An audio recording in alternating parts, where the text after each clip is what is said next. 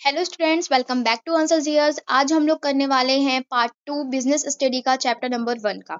तो हम लोग ने पार्ट 1 में वीडियो के पार्ट 1 में कवर कर लिए थे बिजनेस क्या होता है एंड बिजनेस के कैरेक्टरिस्टिक्स क्या क्या होते हैं। आज हम लोग आगे से कंटिन्यू करने वाले हैं।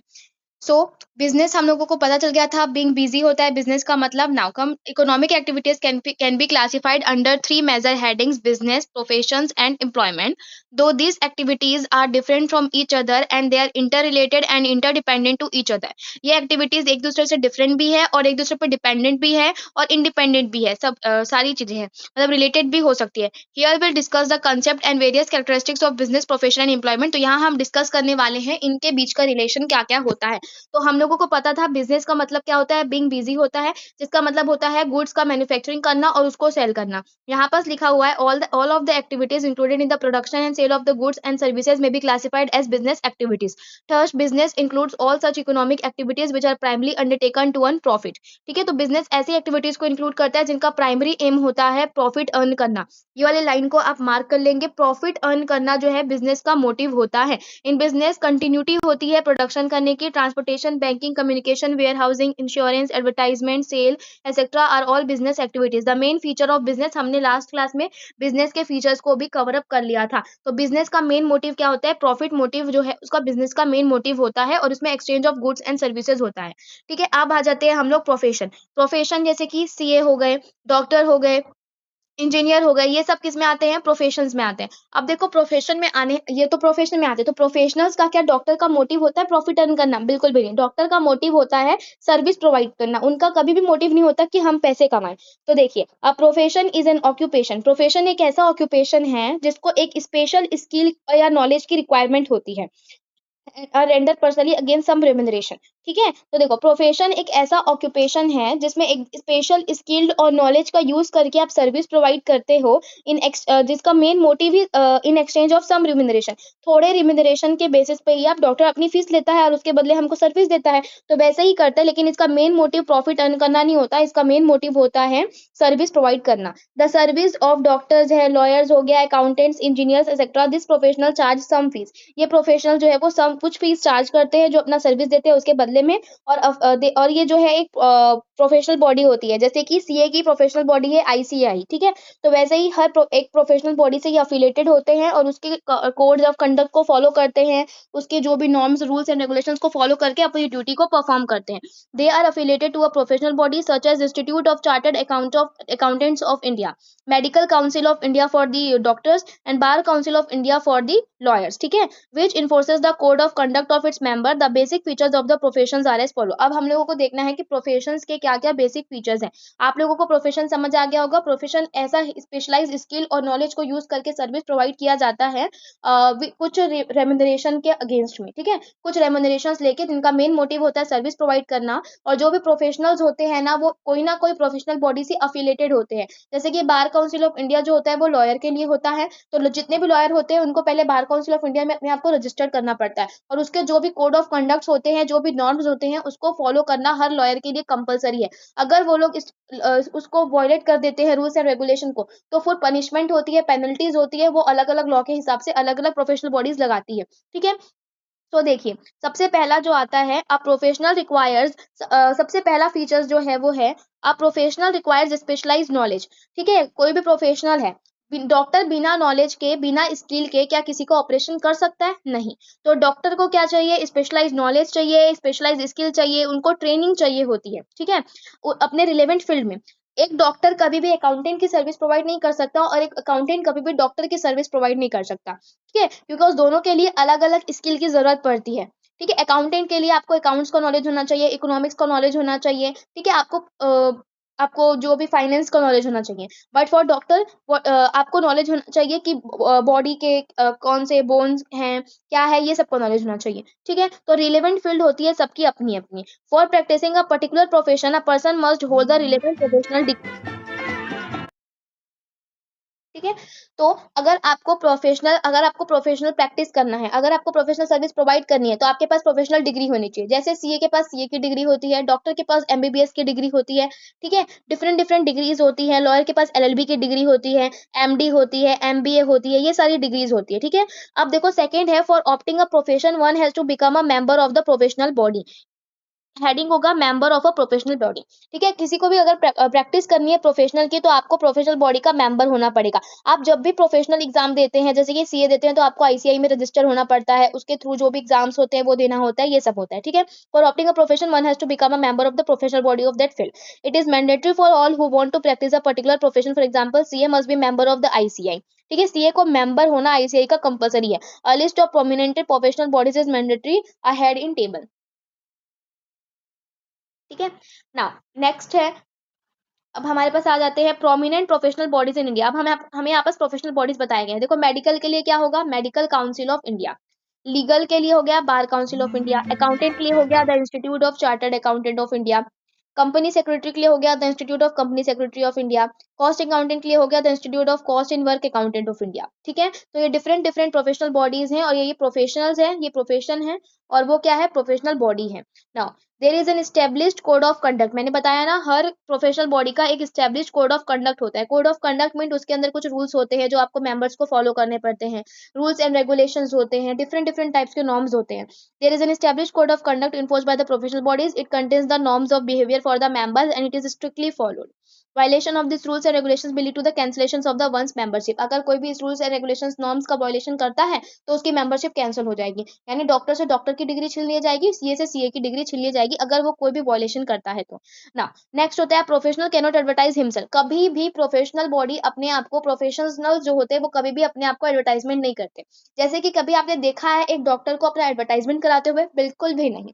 वैसे ही सीए भी कभी अपना एडवर्टाइजमेंट नहीं करा।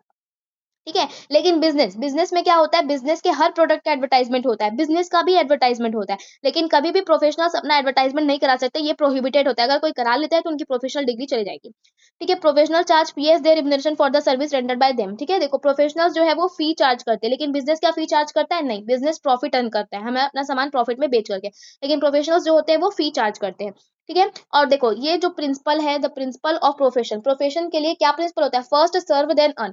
ये जो जितने भी प्रोफेशनल्स होते हैं ना, वो सब लोगों के पास एक उनका एक प्रिंसिपल को लेकर चलते हैं अपने दिमाग में। दैट प्रिंसिपल इज कि फर्स्ट सर्व करो, पहले तो तुम सर्व करो, उसके बाद ही अर्न करो। तो उनकी प्रायोरिटी होती है सर्व करना, यानी कि अ, हमको अपनी सर्विस प्रोवाइड करना। ठीक है, उनकी अर्निंग प्राइमरी प्रायोरिटी नहीं होती, लेकिन बिजनेस की प्रायोरिटी क्या होती है, प्रॉफिट अर्न करना। ठीक है, चलो नेक्स्ट होता है एम्प्लॉयमेंट और सर्विस। अब आ जाते हैं एम्प्लॉयमेंट और सर्विस क्या हो जाता है। एज वी नो दैट यहाँ पर हमारे बुक में टीचिंग को एम्प्लॉयमेंट और एम्प्लॉयमेंट में ऐड किया गया है। ठीक है, प्रोफेशनल्स में ऐड नहीं किया गया है। अब देखो एम्प्लॉयमेंट एंड सर्विस जो है वो सिनोनिम्स है। एम्प्लॉयमेंट और सर्विस जो होते हैं वो सिनोनिम्स होते हैं। Such people are included in this category of economic activity who received a fixed amount of predetermined wages or salary for their firm or in a company. There exists a contract of employment framed by the employer and signed or accepted by the employee. Such a contract contains the terms and conditions of the amount of salaries, wages, other benefits, provident fund. These services fall under the service sector. These employees are addressed by the different names depending upon the nature of the work and department in which they are working, namely secretary, clerk, commissioner, typist, peons, inspector, etc. ठीक है, देखो employment क्या होता है, employment को pre determined wages मिलते हैं। क्या मिलती है, एम्प्लॉयमेंट को प्री डिटरमाइंड वेजेस मिलते हैं, लेकिन एम्प्लॉयज को क्या मिलते हैं, प्री डिटरमाइंड वेजेस मिलते हैं, पहले से डिसाइड कर लिए जाते हैं। हर जॉब का पहले से ही वेजेस डिसाइड होता है। जैसे कि अगर कोई प्राइवेट जॉब है, कहीं एनजीओ में काम करना है, तो उसके लिए पहले से ही क्या होगा, आपका वेजेस हर पोस्ट के लिए वेजेस डिस्ट्रीब्यूटेड होगा। अब उस पोस्ट में जो भी पर्सन जाएगा वो उसको वो वेजेस मिलेंगे, वो सैलरीज मिलेंगी, ऐसा होता है। ठीक है, तो ये इसमें लेबर्स आ जाते हैं, टीचर्स आ जाते हैं, वर्कर्स आ जाते हैं, सब कुछ आ जाते हैं। और यहाँ पर अग्रीमेंट होता है एम्प्लॉयर और एम्प्लॉइज के बीच में। ठीक है, एक अग्रीमेंट कॉन्ट्रैक्ट साइन होता है। जब भी कहीं भी हम जॉब लेने के लिए जाते हैं तो हमको एक एम्प्लॉयमेंट अग्रीमेंट जो है ना वो साइन करना पड़ता है। इसमें क्या होता है, कुछ कुछ टर्म्स एंड कंडीशंस लिखे होते हैं। अगर कहीं भी आप काम कर रहे हो तो वहाँ के कुछ ना कुछ रूल्स होते हैं, रेगुलेशंस होते हैं, तो वो आप साइन करके देते हो। जैसे कि अगर हम कहीं भी स्कूल में भी, जैसे कि एग्जाम्पल है, फॉर एग्जाम्पल अगर हम स्कूल में एडमिशन लेते हो तो हमको पहले एक शपथ पत्र दिया जाता है कि हाँ मैं यहाँ के डिसिप्लिन में रहेंगे, ये करेंगे, वैसा करेंगे, कुछ नहीं करेंगे, ऐसा करके हम अपना सहमति पत्र देते हैं ना। वैसे ही एम्प्लॉयज एंड एम्प्लॉयमेंट का भी, एम्प्लॉयर एंड एम्प्लॉय का भी अग्रीमेंट होता है। अब इसके क्या इसमें अलग अलग बेनिफिट्स भी मिलते हैं, जैसे प्रोविडेंट फंड काटना, पीएफ कटता है गवर्नमेंट एम्प्लॉयज का। ठीक है, अदर बेनिफिट्स, बहुत सारे डिफरेंट डिफरेंट बेनिफिट्स मिलते हैं, कहीं कहीं जो कॉटेज की फैसिलिटीज मिलती है रहने की। ठीक है, तो वो जॉब देख देख के होता है। अब देखो इसके जो है फीचर्स क्या क्या होते हैं, हमको देखना है इसके फीचर्स क्या क्या होते हैं। The main features of employment service are as follow. Employment commences on joining service and taking charge under a person और अ फर्म। ठीक है, एम्प्लॉयमेंट तब से ही शुरू हो जाता है जब कोई पर्सन अपना सर्विस प्रोवाइड करने के लिए जो है अपने आप को ज्वाइन कर लेता है। जब जिस दिन से हम ज्वाइन करते हैं ना, उसी दिन से क्या हो जाता है, हम फर्म ज्वाइन कर लेते हैं। जो भी किसी भी पर्सन को ज्वाइन करते हैं, उस दिन से एम्प्लॉयमेंट जो है वो चालू हो जाता है। कमेंस यानी शुरू होना। It involves performing the duties assigned by the employers. ठीक है, ये ऐसी ड्यूटीज परफॉर्म करता है जो एम्प्लॉयर्स ने असाइन कर रखी है। It involves performing the duties assigned by the employer. जो भी एम्प्लॉयर ड्यूटीज आपको देगा, अगर हमारा हर एम्प्लॉय के ऊपर एक एम्प्लॉयर होता है, ठीक है, एक बड़ा पर्सन होता है जिसके जिसके डायरेक्शन में हमको चलना पड़ता है, डायरेक्शन सुपरविजन में।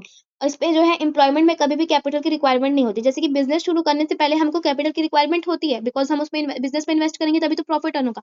लेकिन कभी भी कभी भी जो है एम्प्लॉयज को पहले से पैसे देने की जरूरत नहीं पड़ती। ठीक है, ये होता है। उसके बाद होता है the employee is entitle for the wages, salaries and other benefits and reward for his service. ठीक है, प्री डिटरमाइंड जो कॉन्ट्रैक्ट में मेंशन होगा वो सारी चीजें उन्हें मिलती है सैलरीज के अलावा। And employee has to follow the rules and regulation. जो भी कॉन्ट्रैक्ट है ना, एम्प्लॉयर के साथ जो भी कॉन्ट्रैक्ट हुआ है, इसमें जितने भी रूल्स एंड रेगुलेशंस लिखे हुए हैं उसको आपको फॉलो करना ही पड़ेगा। एंड एम्प्लॉय जो है वो कभी भी अपना जॉब को ट्रांसफर नहीं करा सकता। ठीक है, there are no standard qualification to get employment. Employment के लिए कोई स्टैंडर्ड क्वालिफिकेशन की जरूरत नहीं होती। जैसे प्रोफेशनल्स के लिए आपको आईसीआई में रजिस्टर होना पड़ता है ना, सीए को प्रोफेशनल बॉडी में रजिस्टर होना पड़ता है, ये सब करवाना पड़ता है। वैसे आपको एम्प्लॉइज को करने की जरूरत नहीं होती। It all depends upon the nature and requirement of the job. ये सारी चीजें जो डिपेंड करती है जॉब किस नेचर का है, क्या चीज का जॉब है, ठीक है, और रिक्वायरमेंट क्या क्या है उस जॉब की, वो सारी। अब देखो हम यहाँ पर से सिमिलरिटी शुरू हो रही है, यानी कि क्या क्या समानताएं हैं, क्या क्या समानताएं हैं बिजनेस एंड प्रोफेशन में। तो यहाँ से हम लोग देखते हैं क्या क्या समानता है। Business and profession both are economic activity. सबसे पहली बात तो क्या, दोनों के दोनों ही इकोनॉमिक एक्टिविटी है, बिकॉज दोनों के दोनों से कुछ ना कुछ अर्निंग और बेनिफिट तो मिलती ही मिलती है। The motto of both is to earn profit. Generally professionals का मोटिव होता है पहले सर्विस फिर अर्न करना, लेकिन मोटिव तो हुआ ना प्रॉफिट, तो दोनों का मोटिव जो होता है प्रॉफिट अर्न करना होता है। Both possess an element of risk. दोनों में ही रिस्क का एलिमेंट होता है, लेकिन बिजनेस में रिस्क ज्यादा होता है और प्रोफेशन में रिस्क जो है वो कम होता है। ठीक है, दोनों के दोनों जो है वो सोसाइटी का नीड फुलफिल करते हैं। जैसे कि प्रोफेशनल्स तो जरूरी है सोसाइटी के लिए, डॉक्टर का जरूरी है इलाज करने के लिए, ठीक है, सीए जरूरी है ऑडिट के लिए। वैसे ही बिजनेस जरूरी क्यों है, बिजनेस नहीं होगा तो गुड्स एंड सर्विसेज कहाँ से दोगे तुम किसी को, इसलिए वो भी सोसाइटी के नीड्स को फुलफिल करता है। द सक्सेस ऑफ दोनों का सक्सेस डिपेंड करता है उनकी पर्सनल कैपेसिटी में और पर्सन के स्किल में।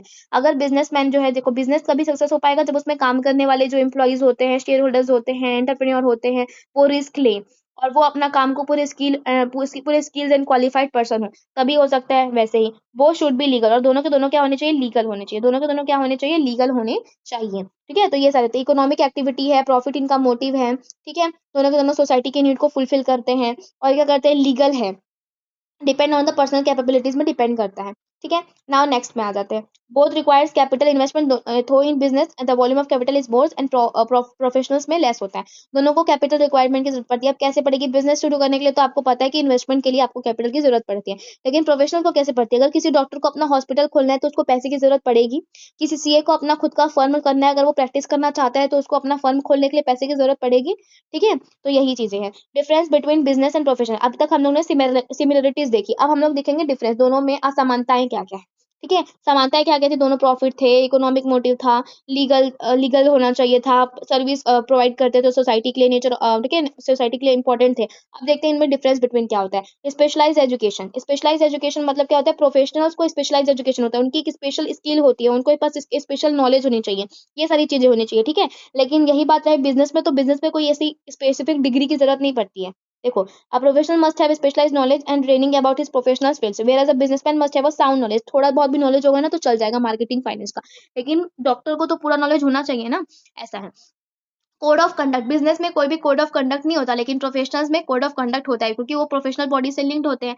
अब देखो प्रोफेशनल बॉडी में कभी भी बिजनेस को प्रोफेशनल बॉडी में रजिस्टर होने की जरूरत नहीं पड़ती, लेकिन क्या होता है, प्रोफेशनल्स को तो जरूरत पड़ती है ना। एडवर्टाइजमेंट क्या है, प्रोफेशनल्स कभी भी अपना एडवर्टाइजमेंट नहीं कर सकते, लेकिन जो बिजनेस है वो तो अपना एडवर्टाइजमेंट करेगा, बिजनेस का काम धाम तो एडवर्टाइजमेंट से ही चलता है ना। रिवॉर्ड क्या हो गया, प्रोफेशनल्स को क्या मिलता है, रिवॉर्ड में रेम्यूनरेशंस मिलता है, लेकिन बिजनेस को क्या मिलता है, प्रॉफिट मिलता है। ठीक है, मोटिव, द मेन मोटिव जो बिजनेसमैन का होता है वो प्रॉफिट अर्न करना होता है, लेकिन द मेन मोटिव जो होता है प्रॉफिट अर्न करना होता है फिर सर्व करना होता है, लेकिन जो मेन मोटिव प्रोफेशन का होता है वो क्या होता है, पहले सर्व करो फिर प्रॉफिट अर्न करो। कैपिटल की रिक्वायरमेंट किस में ज्यादा होती है, ऑब्वियसली कैपिटल की रिक्वायरमेंट बिजनेस में ज्यादा होती है, प्रोफेशन में कम होती है। ठीक है, adequate amount of fixed and working capital is required to carry on the production and distribution of the goods in business, but in profession initial investment may be required। ठीक है, तो हमको देखो बिजनेस में क्या चाहिए, हमको वर्किंग कैपिटल भी चाहिए और फिक्स्ड कैपिटल दोनों चाहिए। Working capital day to day operation को मीट करने के लिए, और फिक्स्ड कैपिटल बड़े बड़े प्लांट मशीनरीज ये सबको परचेज करने के लिए। लेकिन क्या प्रोफेशन में ऐसा चाहिए होता है नहीं, प्रोफेशन में थोड़ा बहुत पैसा चाहिए होता है अपना शुरू करने के लिए। Risk, the intensity of risk, जो बिजनेस में रिस्क बहुत ज्यादा हाई है लेकिन प्रोफेशन में रिस्क थोड़ा कम होता है। ठीक है, प्रोफेशन में आप रिस्क को अगर नेग्लिजिबल कर दो, यदि नेग्लिजेट कर दो ना तो भी चलेगा, मतलब उतना ज्यादा नहीं होता है risk. Test of efficiency, the efficiency and success of business it judged by its profitability. ठीक है, तो जो भी अगर आप किसी भी बिजनेस अच्छा चल रहा है कि नहीं चल रहा है उसको जज करना है तो आप देखोगे उसकी प्रॉफिट कितनी हो रही है। लेकिन अगर प्रोफेशन की बात की जाए, ठीक है, depends upon the quality of service, तो जो वो डिपेंड करता है क्या क्वालिटी ऑफ सर्विस प्रोवाइड कर रहे हैं अपने क्लाइंट को, इस पर डिपेंड करता है। पर्सनल स्किल, प्रोफेशन को पर्सनल स्किल की जरूरत पड़ती है। अब in business personal skill is not significant, business में पर्सनल स्किल जो है ना उतने ज्यादा सिग्निफिकेंट नहीं होता। बिजनेसमैन को क्या होना चाहिए किसी भी पर्सन को हायर कर सकता है, स्किल्ड पर्सन को, अनस्किल्ड पर्सन को, लेकिन प्रोफेशनल के लिए आपको पर्सनल स्किल आपकी बहुत ही ज्यादा मायने रखती है। Now difference between business and employment, अब बिजनेस और एम्प्लॉयमेंट के बीच में डिफरेंस बिटवीन देखो, सबसे पहला डिफरेंस बिटवीन तो यही होगा कैपिटल। ठीक है, देख लेना, यहाँ ढूंढ लेना कैपिटल कब, क्योंकि पता है अगर हम लोग जनरली ऐसी बात करें तो देखा जाता है एम्प्लॉयमेंट में कैपिटल की रिक्वायरमेंट नहीं होती, लेकिन बिजनेस में कैपिटल की रिक्वायरमेंट होती है। मोटिव, बिजनेसमैन का मोटिव क्या होता है, प्रॉफिट अर्न करना। एम्प्लॉइज का मोटिव क्या होता है, अपना जो रेम्यूनरेशन लेना। The main objective of the business is to produce, अच्छा प्रोड्यूस करना होता है गुड्स और सर्विसेज को प्रॉफिट अर्न करने के लिए, but object of employees to follow the instruction, जो भी एम्प्लॉयर का इंस्ट्रक्शन है उसको फॉलो करो और रेम्यूनरेशन रिसीव करो। ठीक है, नाउ नेक्स्ट रिस्क होता है, बिजनेस में रिस्क होता है लेकिन एम्प्लॉयमेंट में रिस्क नहीं होता। Nature of activity, business deal करता है tangible goods and service provide करने में, लेकिन एम्प्लॉइज बिलीव करते हैं इनटेंजिबल सर्विस देने में। ठीक है, performing the work assign by the, जो भी एम्प्लॉयर ने उनको वर्क असाइन किया एग्रीमेंट और कॉन्ट्रैक्ट में लिखा है वो करते हैं। रिवॉर्ड, बिजनेसमैन को प्रॉफिट मिलता है लेकिन जो एम्प्लॉइज हैं उनको एक फिक्स रेम्यूनरेशन मिलता है। ठीक है, और capital, for commencing a business capital is required, where for getting employment no capital is required. I hope आपको समझ आ गया होगा। अब देखो डिफरेंस, ये बहुत ही इंपॉर्टेंट क्वेश्चन है, difference between business and other economic activities. तीन टाइप की इकोनॉमिक एक्टिविटीज होती है, बिजनेस, प्रोफेशन, एम्प्लॉयमेंट। सबसे पहले तो आपको ना कोई भी डिफरेंस बिटवीन लिखो तो सबसे पहले आप उसका मीनिंग लिखो, मीनिंग लिखो या फिर डेफिनेशन लिखो। सबसे पहला पॉइंट तो यही होना चाहिए। मीनिंग, बिजनेस का वही वाला डेफिनेशन लिख लो, business means being busy. Profession क्या होता है, स्पेशलाइज स्किल या नॉलेज प्रोवाइड करके फिक्स रेम्यूनरेशन में कुछ ना कुछ सर्विस प्रोवाइड करता है, एक तरीका सर्विस है। एम्प्लॉयमेंट क्या होता है, उसके डेफिनेशन लिख दो। ठीक है, एम्प्लॉयमेंट मतलब कॉन्ट्रैक्ट के हिसाब से एम्प्लॉयमेंट प्रोवाइड करना, ये सब होता है। अब मोड ऑफ एस्टेब्लिशमेंट, अब एस्टेब्लिशमेंट कैसे होता है ये सारी चीजें हमें देखनी है। देखो, mode of establishment, a company establish होती है after incorporation, a firm after registration and other without any legal form business. ठीक है, देखो बिजनेस जैसे कि पार्टनरशिप फर्म जो होती है ना, पार्टनरशिप अग्रीमेंट के बाद एस्टेब्लिश होती है। सेकंड चैप्टर में आप लोग इसको डिटेल में पढ़ेंगे। कंपनी के लिए इनकॉर्पोरेशन जरूरी होता है, जब तक इनकॉर्पोरेशन नहीं होगा तब तक कंपनी फॉर्म नहीं होगी। ठीक है, और फिर उसके बाद होता है इनकॉर्पोरेशन से ही तो सर्टिफिकेट ऑफ कमेंसमेंट मिलता है, सर्टिफिकेट, ठीक है, सर्टिफिकेट ऑफ इनकॉर्पोरेशन मिलता है ना।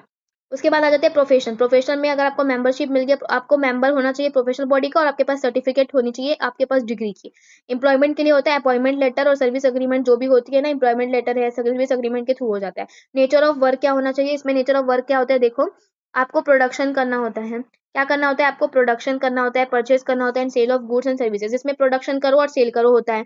इसमें क्या होता है, सर्विस प्रोवाइड करना होता है। इसमें क्या होता है, अपना जॉब प्रोवाइड करना होता है। क्वालिफिकेशन चाहिए होती है, बिजनेस में ज्यादा क्वालिफिकेशन मैंडेटरी तो नहीं होती है, नो फॉर्मल क्वालिफिकेशन, एक फॉर्मल क्वालिफिकेशन की जरूरत तो नहीं पड़ती है जैसे प्रोफेशनल में पड़ती है। ठीक है, लिटिल प्रैक्टिस जो होना चाहिए अपने उसमें चाहिए होती है, लिटिल प्रैक्टिस, लेकिन इसमें क्या चाहिए, स्पेशलाइज नॉलेज और ट्रेनिंग चाहिए होती है। क्वालिफिकेशन, और इसमें एम्प्लॉयमेंट में क्या चाहिए होती है, जो भी एज पर एम्प्लॉयर के हिसाब से, और जो भी जॉब है तुम्हारी उस हिसाब से तुम्हें जो जो क्वालिफिकेशन और जो जो ट्रेनिंग चाहिए ना वो तुम्हें बस होनी चाहिए। लेकिन प्रोफेशन को क्या होना चाहिए, अपने ही फील्ड में उसको स्पेशलाइज नॉलेज होनी चाहिए। इसमें स्पेशलाइज नॉलेज चाहिए, इसमें qualification training prescribed by employer चाहिए। ठीक है, इसमें कोई भी फॉर्मल क्वालिफिकेशन नहीं चाहिए होता है ना। अब देखते हैं रिस्क। रिस्क बिजनेस में सबसे ज्यादा होता है, प्रोफेशन में बहुत कम होता है, एम्प्लॉयमेंट में तो होता ही नहीं है। ठीक है, रिवॉर्ड, बिजनेस का रिवॉर्ड प्रॉफिट होता है। द रिवॉर्ड इन प्रोफेशन जो है वो फीस होता है, और द रिवॉर्ड क्या है, इसमें सैलरी होता है। ठीक है, कोड ऑफ कंडक्ट इस बिजनेस में तो नहीं होता, लेकिन यहाँ पर प्रोफेशनल्स में होता है। और एम्प्लॉयमेंट में क्या होता है, रूल्स एंड रेगुलेशंस होते हैं। एम्प्लॉयमेंट में क्या होता है, रूल्स एंड रेगुलेशंस होते हैं। मोटिव, इसका मोटिव क्या होता है, मैक्सिमम प्रॉफिट अर्न करना, डिमांड फुलफिल करना कंज्यूमर का। इसका क्या होता है, सर्व करना होता है नीडी पीपल्स को। प्रोफेशन का जो होता है वो नीडी पीपल्स को सर्व करना होता है। और एम्प्लॉयमेंट का क्या होता है, सैलरी अर्न करो और इंस्ट्रक्शन फॉलो करो अपने एम्प्लॉयर का। कैपिटल, इसमें तो बहुत ही ज्यादा कैपिटल की रिक्वायरमेंट होती है बिजनेस में, नॉमिनल कैपिटल लगता है प्रोफेशन में, और एम्प्लॉयमेंट में तो कैपिटल लगता ही नहीं है।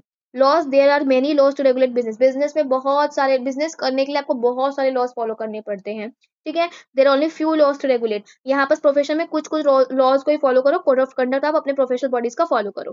ठीक है, नेक्स्ट होता है लेबर एंड कॉन्ट्रैक्ट लॉ। यहाँ पर आपको लेबर लॉ लगता है, कॉन्ट्रैक्ट लॉ होता है, इंप्लॉयमेंट में आपको labour law and contract law लगता है। ठीक है, अगर आपको कुछ है भी याद करने, मैक्सिमम 6 मार्क्स का ही क्वेश्चन आता है, तो देखो आप क्या क्या याद कर सकते हो। ठीक है, सबसे पहली बात तो आपका सबसे पहला पॉइंट होना चाहिए मीनिंग।